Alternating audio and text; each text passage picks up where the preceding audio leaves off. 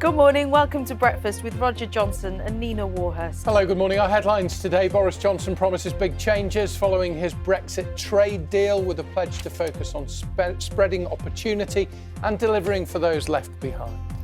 Canada becomes the latest country to report cases of the new and more infectious variant of coronavirus. Storm Bella brings gusts of more than 80 miles an hour and amber weather warnings for parts of Wales and southern England.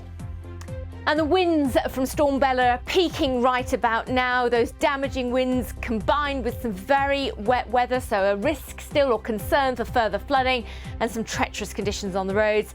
Further north, we're back into wintry weather with ice and snow a risk today. Good morning. History for Bryony Frost. She becomes the first female jockey to win the King George VI chase, storming to victory on the 20-1 shot Frodon at Kempton. Sunday, the 27th of December. Good morning. Our top story. Boris Johnson has promised that big changes for the UK will be on the way after securing the post-Brexit trade deal on Christmas Eve. In an interview with the Sunday Telegraph, the Prime Minister says his focus will be on levelling up the country and spreading opportunity. But there's been criticism from the fishing industry, as our political correspondent Ian Watson explains. The Prime Minister has insisted he'd been willing to go for no deal when negotiations were going in the wrong direction, but he insisted the deal he achieved would withstand the most ruthless scrutiny by Conservative Brexiteers. Glad tidings of great joy, because this is a deal. The full agreement with the EU runs to more than 1,200 pages and has now been published, but it's attracting some criticism. The National Federation of Fishermen's Organisations has described a reduction in the value of the EU's catch as paltry and has said there's a profound sense of disillusionment and betrayal in fishing communities.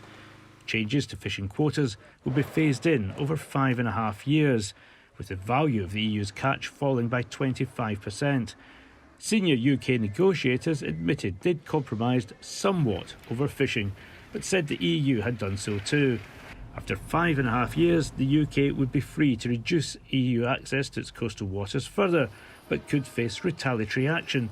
Government sources said any measures taken by the EU would have to be proportionate and would be limited to the fishing industry. Ian Watson, BBC News. Weather warnings are in place for large parts of the UK as Storm Bella continues to bring heavy rain and high winds. Gusts of more than 80 miles an hour have been recorded. There's an amber weather warning for wind in place for much of the south coast of England and parts of Wales, as Emily Unia reports. River's gone back down, as you can see. Returning to survey the damage. Flooding forced Debbie Redford's father from his house on Christmas Eve. Now the water's gone down and the cleaning begins. And it went over the sockets, so they've all got to be dried out. In Bedfordshire, river levels rose on the Great Ouse and police told 1,300 households to leave their properties.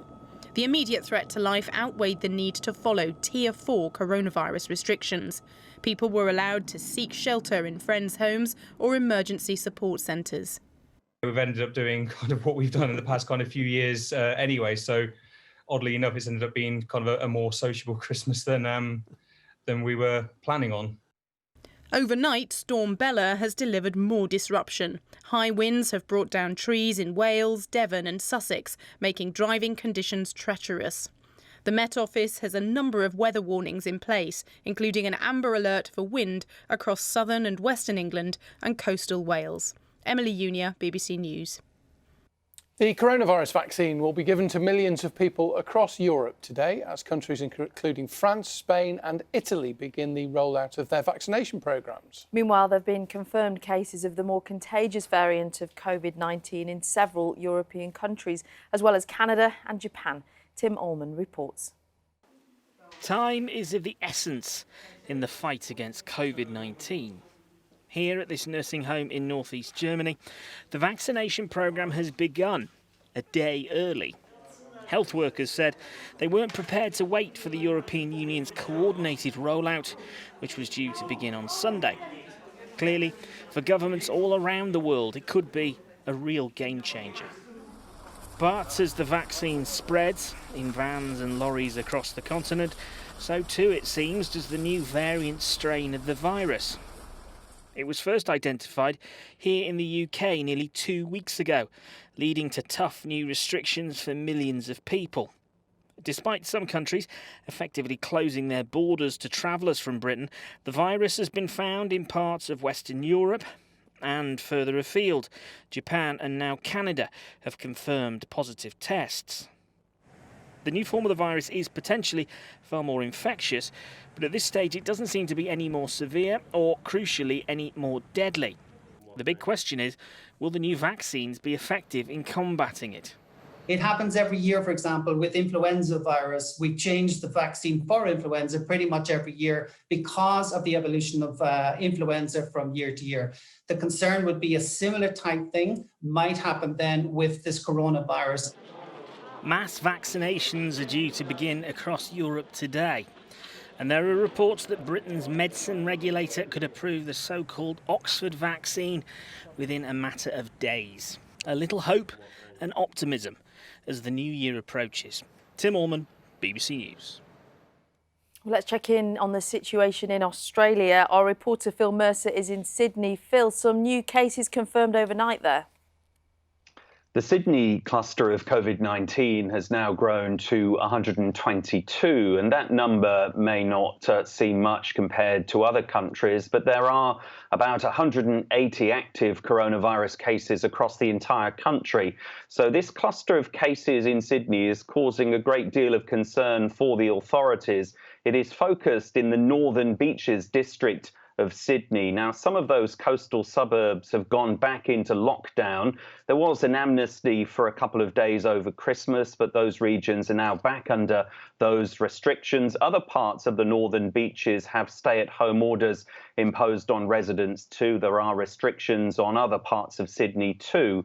So Australia had been hoping for a COVID-safe Christmas, but this outbreak in Sydney is causing the authorities a great deal of concern. And these restrictions in Sydney will last until Wednesday, and then they will be reassessed. And so in total, since the pandemic began, Australia has recorded 28,000 COVID-19 cases, and more than 900 people have died. Phil, thank you. Phil Mercer there in Sydney with the latest.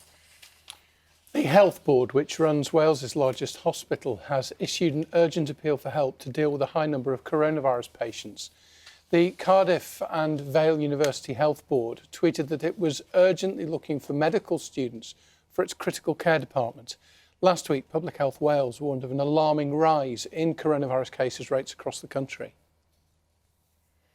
Authorities in the US are investigating whether a camper van explosion in the city of Nashville on Christmas Day was a suicide bombing. 3 people were injured in the blast, and DNA tests are being carried out after human remains were found near the site of the blast. No motive has been established and nobody has claimed responsibility. George Blake, the former MI6 officer and one of the Cold War's most infamous double agents, has died at the age of 98. As a Soviet spy, he betrayed hundreds of Western agents in Eastern Europe. And the Russian President Vladimir Putin says Blake was an outstanding professional. Our Moscow correspondent Steve Rosenberg reports. He had a Russian home, a Russian wife, even a Russian name, Georgy Ivanovich. But George Blake was a British intelligence officer who became one of the most notorious double agents of the Cold War. He spied for the Soviets for nearly a decade. Followed by Mr. George Blake. Blake had spent 3 years in captivity in North Korea. By the time he returned to Britain in 1953, he was a committed communist. Posted to Berlin by MI6, he became a KGB mole. He would take the train to the Soviet sector, hand over data on Western intelligence operations and Western agents, and then drink champagne with his KGB handler.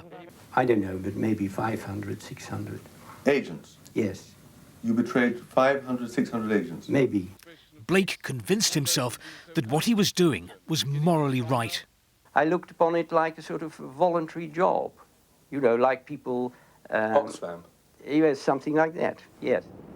He was eventually jailed in Britain for 42 years, but in 1966 he escaped from prison and fled to Moscow, where he was hailed as a hero. There he was, locked up as a top security prisoner in Wormwood Scrubs, and he got over the wall and was spirited away under a bed in a camper van to East Berlin. It was astonishing. In 2012, he told a Russian TV channel that he hadn't changed sides because of blackmail or torture. He'd offered his services voluntarily. In a message of condolence, President Putin described George Blake as courageous, an outstanding professional, adding that his memory would remain in Russian hearts forever. Russia gave him medals and much praise. But to Britain, he is the Cold War traitor who escaped justice. Steve Rosenberg, BBC News, Moscow. What a fascinating life he led. Absolutely. Truth is stranger than fiction, isn't it? Let's take a look at what's happening in today's papers. We'll start with the Sunday Times front page. Now, it says that the COVID vaccine developed by Oxford University and AstraZeneca is set to win approval within days. The paper says that senior government officials expect the medicines regulator to give the green light before Thursday. Onto the Mail on Sunday, it hopes that the jab will soon be approved and it could mean that the UK is free of tight COVID restrictions by the end of February. That's according to the Mail on Sunday's front page this morning. But the Sunday Mirror leads on warnings from MPs, doctors and care chief that the vaccine rollout could turn into a fiasco, with hundreds of GP surgeries and scores of hospitals reportedly still waiting for Pfizer jabs. And online, the BBC News website has the latest updates on Storm Bella as the storm brings heavy rain and high winds to parts of the UK, particularly in the south and the east. Inside the papers this morning, they've waited until the Sunday spreads to show details of the last moments where the Prime Minister was closing the deal. And what I love about it is you can sense, this one is in the Sunday Times, you can sense the tension there. Well, Boris Johnson looking quite relaxed, but the rest of the team, head in their hands. I mean, this was the moment on Monday night when it really could have gone either way, on Tuesday night, sorry. And then this one, even more in sight. But this is all the different things he had to eat, isn't it? This is Snacks. what I'm more interested in. The Snack Fest. How do they get pictures like that? Quality Street, Coca-Cola, a burger, Malteser truffles. Other brands of chocolates and soft drinks are available. Yes, they are. And Heineken alcohol-free lager. I just love this behind-the-scenes sense that you get from these photographs, because it could have gone either way at that point, by all reports. Obviously, in the lead up to Christmas, there was a lot of talk about all the closing of the borders because of the new variant of coronavirus. And the Mail on Sunday's got a really good comparison. It's quite big, but if I can hold it up, you should be able to see it. It's got a picture of... This is Manston Airfield in Kent, with where the lorries were parked up. This was Christmas Day, and the photograph over here is yesterday. So all but one or two of them, which are still there, had gone. So very swift, very efficient. The army involved as well, of course, to get all those trucks cleared as the border reopened. It was incredible how quickly it built up, but then even more incredible how quickly. The backlog was unlocked. I've got a couple of other insides. I think this is in the Mail on Sunday again by the looks of the type. The Queen apparently has asked for a tarmac path because the gravel on one of the paths at Buckingham Palace is hurting the corgi's paws. So a path is going to be dug up and going to be tarmacked over. This is a picture of the Queen from 1969 with one of her beloved corgis. Of course, she's had the breed of dog for many a long year. Imagine if you're a tarmacking firm and got that call. What's the address, please? Buckingham Palace. Lots of the someone would turn around and knock on the door and ask if she wants a tarmac path done. Yeah, a door-to-door salesperson. Party like it's 2021 from the comfort of your front room. What are you doing on New Year's Eve, Roger? Nothing. We can't we? Exactly. So this article in The Observer talking about different ideas here. Beatboxer SK Shlomo has decided to get in touch with NASA for the world's first charity rave-a-thon, Rave to the Moon, launched by a retired astronaut. So basically, ravers are asked to all get together, dance at the same time, download an app, and then cover enough steps while dancing to cover the distance to the moon and back, so you can feel like you're at a party. Sounds right up your street. Yeah, maybe. Or wasn't up dead early the next day.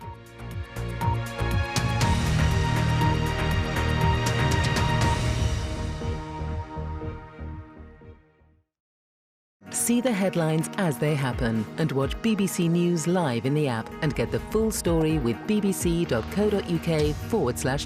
Follow the story for all the latest with BBC News.